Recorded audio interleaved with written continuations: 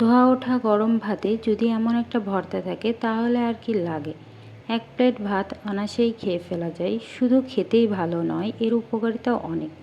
এই ভর্তাটা বানানোর জন্য লাগবে রসুন, পেঁয়াজ, কাঁচামরিচ, শুকনা মরিচ ও জালি সজনে পাতা। এবার টাটকা সতেজ সজনে পাতাগুলোকে ভালোভাবে ধুয়ে ডাঁটা থেকে পাতাগুলো ভালোভাবে আলাদা করে নিব।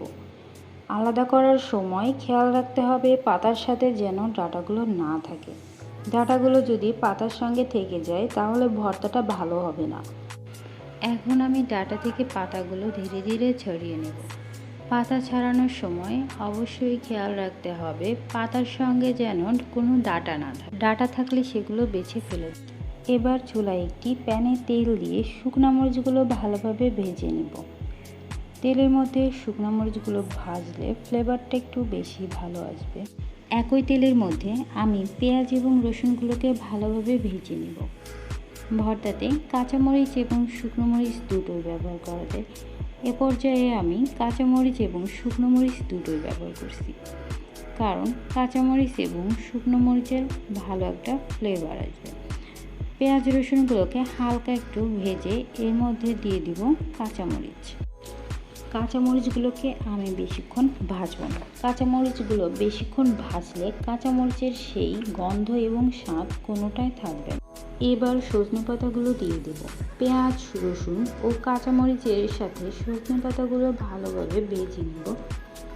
ভাজার সময় অবশ্যই চুলার জালটা মিডিয়াম আঁচে রাখতে হবে। সজনে পাতাগুলো ভাজার সময় পরিমাণ মতো লবণ দিয়ে দিব।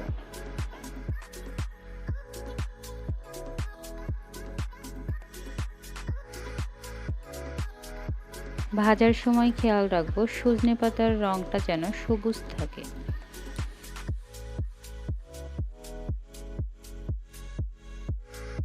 এবার সবগুলো উপকরণ ভাজা হয়ে গেলে ভাজা উপকরণগুলো একটি পাত্রে নামিয়ে নিব। উপকরণগুলোকে পাটায় বেটে নিব। পাটায় বাটা ভর্তার টেস্ট একটু বেশিই হয়। এখানেই শেষ নয়, আগে থেকে ভাজা পেঁয়াজ, রসুন, শুকনো মরিচ বাটা ভর্তার সঙ্গে ভালোভাবে মেখে নিব। তাহলেই ভর্তার আসল টেস্ট পাওয়া যাবে। সজনে পাতায় রয়েছে ভিটামিন এ এর বড় একটি উৎস। এছাড়া রয়েছে vitamin C, calcium, zinc, iron ও ভিটামিনের বিভিন্ন উপাদান। সজনে পাতাকে শাক, বড়া, ভর্তা ও বিভিন্নভাবে খাওয়া যায়। সজনে পাতা শরীরের কোলেস্টেরল ও ডায়াবেটিস মাত্রাকে নিয়ন্ত্রণ রাখতে সহায়তা করে। এই ভর্তাটা শুধু খেতেই ভালো নয়, এর গুণাগুণও রয়েছে অনেক।